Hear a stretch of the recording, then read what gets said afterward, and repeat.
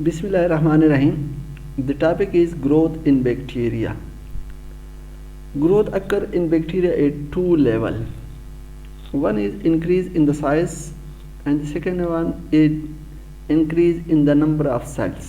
Bacteria के अंदर जो ग्रोथ होती है दो लेवल पे होती है. एक तो ये कि बैक्टीरियल सेल का साइज बढ़ता है, ये भी ग्रोथ है. दूसरी जो ग्रोथ है increase in number of cell, bacteria के सेल की नंबर तादाद बढ़ती है. ये दोनों जो कहना क्या है ग्रोथ में इंक्लूड है. ख्वाह बैक्टीरियल सेल का साइज बढ़ रहा है, ख्वाह बैक्टीरियल सेल के नंबर में इजाफा हो रहा है. ये दोनों बैक्टीरियल ग्रोथ को रिप्रेजेंट कर रहा है. बैक्टीरिया के अंदर जो ग्रोथ है इसको हम 4 फेजेस में डिवाइड करते हैं और इसके जो 4 फेजेस है इसको रिप्रेजेंट किया जाता है एक ग्राफ के ज़रिए जिसको हम बोलते हैं growth curve of bacteria. Bacteria के अंदर जो ग्रोथ होती है उसको हम एक ग्राफ के ज़रिए रिप्रेजेंट करते हैं और वो ग्राफ क्या कहलाता है ग्रोथ कर्व. बैक्टीरिया के अंदर ग्रोथ को 4 फेज में डिवाइड किया गया है. इसका जो पहला फेज है इसको बोला जाता है लेग फेज. बैक्टीरियल ग्रोथ का जो पहला फेज है जिसको हम लेग फेज का नाम देते हैं, इस लेग फेज में क्या होता है? इस लेग फेज में यह होता है increase in cell size but no increase in number. जैसा कि पहले बता दिया कि बैक्टीरियल सेल के साइज में इजाफा या बैक्टीरियल सेल के नंबर में इजाफा, ये दोनों बैक्टीरियल ग्रोथ कहलाती है.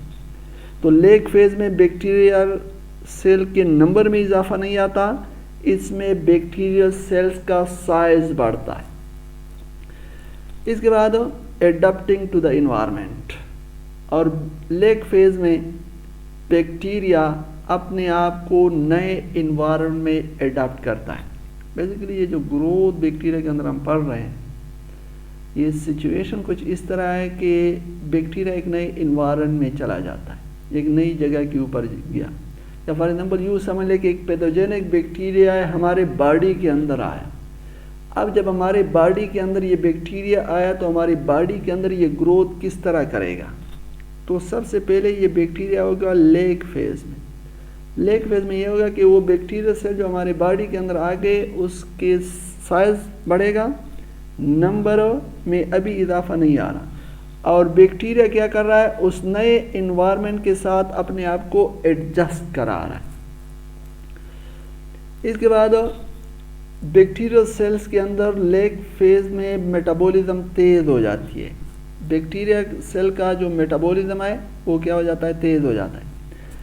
And as a result of rapid metabolism enzyme and other compound accumulate in bacterial cells until growth start. Lag phase में डिवीजन नहीं हो रही थी, बैक्टीरिया नए इन्वायरमेंट में आ गया तो इन्वायरमेंट के साथ अपने आप को एडजस्ट करेगा, और इसी फेज में बैक्टीरियल सेल की अंदर मेटाबॉलिज्म तेज़ हो जाएगा, और रैपिड मेटाबॉलिज्म की वजह से एंजाइम और दूसरे कंपाउंड बैक्टीरियल सेल्स के अंदर जमा होना शुरू हो जाएंगे. वो जो एंजाइम्स और कंपाउंड बैक्टीरियल सेल्स के अंदर एक्युमुलेट हो रहे हैं उसकी वजह से बैक्टीरियल सेल्स के अंदर ग्रोथ स्टार्ट हो जाएगी. यहाँ पर ग्रोथ से मुराद है कि बैक्टीरियल सेल डिवाइड होना शुरू हो जाएंगे. जब बैक्टीरियल सेल्स के अंदर एंजाइम्स और कंपाउंड एक्युमुलेट हो गए, अब बैक्टीरियल सेल ने क्या करना है, अब बैक्टीरियल सेल ने डिवाइड होना. इससे बैक्टीरियल सेल ग्रोथ के नेक्स्ट फेज में चला जाएगा जिसको लॉग या एक्सपोनेंशियल फेज बोलते हैं. लॉग या एक्सपोनेंशियल ग्रोथ फेज में क्या होता है rapid increase in the number of cell. पहला जो फेज था बैक्टीरिया एक नई जगह एक नई हैबिटेट में चला गया, तो ये नहीं है कि हैबिटेट में जो ही पहुंचेगा नई लोकेशन में जो ही फ़ौरन जो कहना ये जो कहना डिवाइड होना शुरू हो जाएंगे. नहीं, पहले लेग फेज में होगा जिसमें जो कहना बैक्टीरियल सेल के साइज में इजाफा होता है, एनवायरनमेंट के साथ एडाप्टेशन वो करता है, और इसके अलावा मेटाबॉलिज्म तेज़ हो जाती. जब ये सब कुछ जो है एनवायरनमेंट के साथ एडजस्टमेंट होगी, सेल्स के अंदर इसके सेल के अंदर एंजाइम और कंपाउंड बहुत सारे बन गए, तो उसके बाद बैक्टीरिया ग्रोथ के दूसरे फेज में चला जाएगा जिसको लॉग या एक्सपोनेंशियल फेज बोलते हैं. इस लॉग या एक्सपोनेंशियल फेज में बैक्टीरियल सेल डिवाइड होते हैं, और डिवीजन की वजह से बैक्टीरियल सेल्स की तादाद में बहुत तेज़ी से इजाफा आता है और एक्सपोनेंशियल इंक्रीज होती है. एक्सपोनेंशियल इंक्रीज से क्या मुराद है? 1 से 2, 2 से 4, 4 से 8, 8 से 16, 32, इस तरह उसकी इजाफा, उसके नंबर ऑफ सेल में इजाफा होता है, जिसको बोला जाता है एक्सपोनेंशियल इंक्रीज। तो रैपिडली बैक्टीरियल सेल इंक्रीज करते हैं लॉग या एक्सपोनेंशियल फेज में। Number of cell double with the doubling of time, जो ही वक्त गुजरता जाता है नंबर ऑफ सेल क्या होते जा रहे हैं? डबल होते जा रहे हैं। फॉर एग्जांपल 20 मिनट्स में बैक्टीरिया डिवाइड होता है 2 में, 20 मिनट्स में 2 हो जाएंगे। जब टाइम डबल हो गया 40 मिनट्स हो गए तो 2 से 4 हो जाएंगे। 40 मिनट से 60 मिनट या घंटा हो गया तो 8 हो जाएंगे। तो इस तरह हर और डबलिंग ऑफ टाइम के साथ नंबर ऑफ सेल क्या होते जा रहे हैं? डबल होते जा रहे हैं। जनरेशन टाइम या doubling time, the time required for the population to double, population को डबल होने में जितना टाइम चाहिए वो क्या, उसको क्या बोला जाता है? जनरेशन या डबलिंग टाइम बोलते हैं। ये जो हमारे पास बैक्टीरिया है एक्सपोनेंशियली ग्रो कर रहा है, एक्सपोनेंशियली उसके नंबर ऑफ सेल में इजाफा आ रहा है, ये कंटिन्यू रहता है और ये उस वक्त तक कंटिन्यू रहता है जब तक nutrient in the medium become exhausted. जिस मीडियम के अंदर या जिस जगह के ऊपर बैक्टीरिया मौजूद है इसकी तादाद तेजी से बढ़ती जा रही है, जिसकी वजह से उस मीडियम के अंदर या उस जगह के ऊपर इसके न्यूट्रिएंट एग्जॉस्ट हो गए, ख़त्म हो गए। For example oxygen become limited for aerobic organism, वो इतने ज़्यादा हो गए और इतनी ज़्यादा वो ऑक्सीजन इस्तेमाल करें कि वहाँ पर ऑक्सीजन क्या हो गई? कम हो गई। या toxic metabolic product accumulate and inhibit the growth, इसकी तादाद बढ़ती जा रही है, इसके नंबर ऑफ सेल बढ़ते जा रहे हैं और ये टॉक्सिक मेटाबॉलिक प्रोडक्ट, इसके अंदर जो मेटाबॉलिज्म हो रहा है उस मेटाबॉलिज्म की वजह से कोई टॉक्सिक प्रोडक्ट पैदा हो रहे हैं और वो टॉक्सिक प्रोडक्ट उस इन्वायरमेंट के अंदर ये डालते जा रहे हैं। चूँकि इसके नंबर ऑफ सेल बहुत ज़्यादा हो जाते हैं तो वो जो टॉक्सिक प्रोडक्ट वो पैदा कर रहे हैं इन्वायरमेंट के अंदर डाल रहे हैं तो वो टॉक्सिक प्रोडक्ट उस इन्वायरमेंट के अंदर बहुत ज़्यादा हो जाते हैं और वो जो टॉक्सिक प्रोडक्ट की एक्युमुलेशन होती है वो बैक्टीरियल सेल की जो डिवीज़न होती है इसकी ग्रोथ को क्या कर लेता है? रोक लेता है। लॉग फेज में बैक्टीरियल सेल तेजी से डिवाइड हो रहा है, डिवाइड होता जा रहा है और ये प्रोसेस उस वक्त तक कंटिन्यू रहता है जब तक या तो इसके न्यूट्रिएंट ख़त्म ना हो जाए या उस इन्वायरमेंट के अंदर बहुत ज़्यादा टॉक्सिक वेस्ट प्रोडक्ट ना आ जाए। अगर टॉक्सिक वेस्ट प्रोडक्ट आ गए तो इससे भी इसकी ग्रोथ स्टॉप हो जाएगी, या अगर उसके न्यूट्रिएंट एग्जॉस्ट हो गए, ख़त्म हो गए तो उससे भी इसकी ग्रोथ स्टॉप हो जाएगी। तो जब ये दोनों कंडीशन आ जाए, या तो न्यूट्रिएंट एग्जॉस्ट हो गए या टॉक्सिक मेटाबॉलिक वेस्ट प्रोडक्ट आ गए, तो इससे लॉग फेज ख़त्म हो जाएगा और बैक्टीरिया जो कहने क्या हो जाएगा? ग्रोथ के नेक्स्ट फेज में चला जाएगा जिसको बोला जाता है स्टेशनरी फेज। इसमें बैक्टीरिया की जो पॉपुलेशन है वो स्टेशनरी हो जाती है, वो रुक जाती है। स्टेशनरी से मुराद ये है कि अब नंबर ऑफ बैक्टीरियल सेल न बढ़ते हैं न कम होते हैं।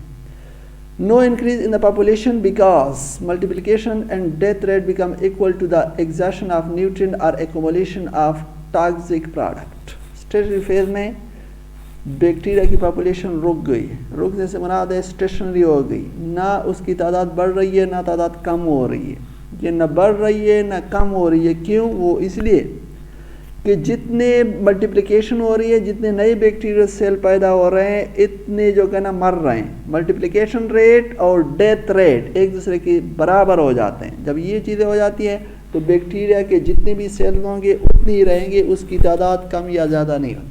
ये डेथ रेट और मल्टीप्लिकेशन रेट बराबर क्यों हो जाती है?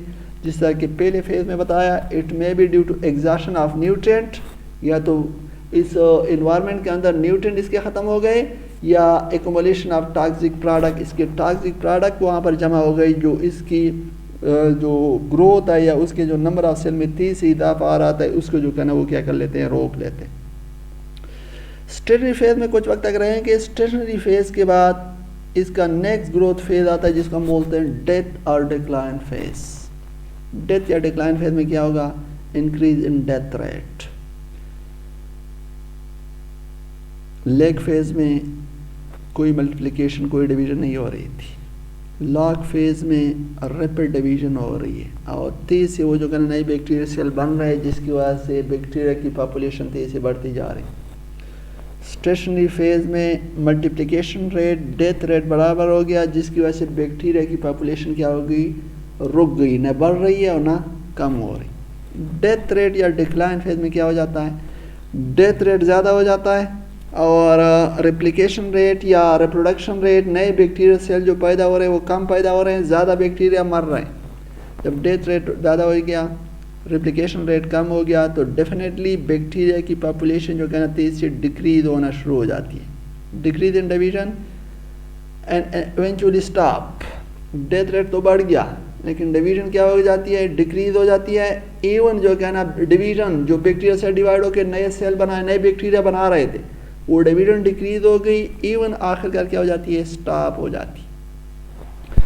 अब जब स्टॉप हो गई, बैक्टीरिया जो थे वो मरने लगे, नए बैक्टीरिया पैदा नहीं हो रहे, तो बैक्टीरिया की पॉपुलेशन वहाँ पे क्या होना शुरू हो जाती है, ख़त्म हो जाती है।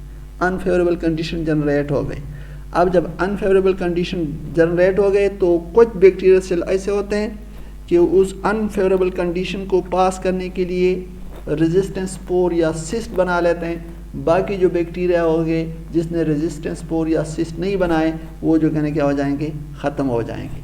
अब ये जो एक जगह के ऊपर वो पॉपुलेशन बना लेते हैं, एक नई जगह के ऊपर जब बैक्टीरिया जाता है, एक नई जगह के ऊपर फॉर एग्जांपल बैक्टीरिया के स्पोर या सिस्ट चले गए, कंडीशन सुटेबल थी और स्पोर या सिस्ट ने बैक्टीरिया बना लिए, वो बैक्टीरिया लेग फेज में होंगे, उसका साइज़ बढ़ेगा, इन्वायरमेंट के साथ अडाप्ट करेंगे, इन्वायरमेंट सुटेबल हो गया, इन्वायरमेंट के साथ एडजस्टमेंट होगी, इसके सेल्स के अंदर एंजाइम और कंपाउंड जमा हो गए, तो वो फ़ौरन जो कहना लॉग फेज़ में चले जाएंगे। लॉग फेज़ में तेज़ से जो कहना क्या करेंगे, उसकी डिवीज़न होती है, रिप्लिकेशन होती है, उसकी तादाद तेज़ से बढ़ जाती है, इसके नंबर ऑफ सेल बढ़ते हैं एक्सपोनेंशियल रेट के साथ। ये उसकी जो डिवीज़न है, उसकी जो पॉपुलेशन में इजाफा आ रहा है, ये कंटिन्यू रहता है यहाँ तक कि उसके नंबर ऑफ सेल इतने ज़्यादा हो जाते हैं कि उस जगह के ऊपर न्यूट्रिएंट कम होना शुरू हो जाते हैं, न्यूट्रिएंट की कमी आना शुरू हो जाती है, या इतने ज़्यादा ये वेस्ट प्रोडक्ट उस इन्वायरमेंट के अंदर खारिज कर रहे होते हैं कि वो जो मेटाबॉलिक वेस्ट प्रोडक्ट है इसकी डिवीजन को रोक लेते हैं।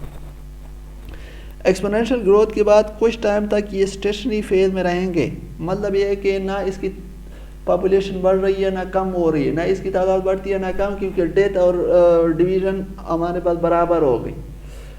वो स्टेशनरी फेज में भी रहेंगे, लेकिन उसके बाद जो कहना एक टाइम ऐसा आ जाएगा कि डेथ या डिक्लाइन फेज शुरू हो जाएगा, जिसमें डेथ रेट बहुत बढ़ जाएगा, डिवीजन डिक्रीज या इवन स्टॉप हो जाएगी और बैक्टीरिया की पॉपुलेशन उस इन्वायरमेंट के अंदर ख़त्म होना शुरू हो जाएगी, क्योंकि वहाँ पर कंडीशन अनफेवरेबल हो गई। अब अनफेवरेबल कंडीशन में कुछ बैक्टीरिया से स्पोर या सिस्ट बना लेंगे, जो स्पोर या सिस्ट नहीं बनाएंगे वो ख़त्म हो जाएंगे।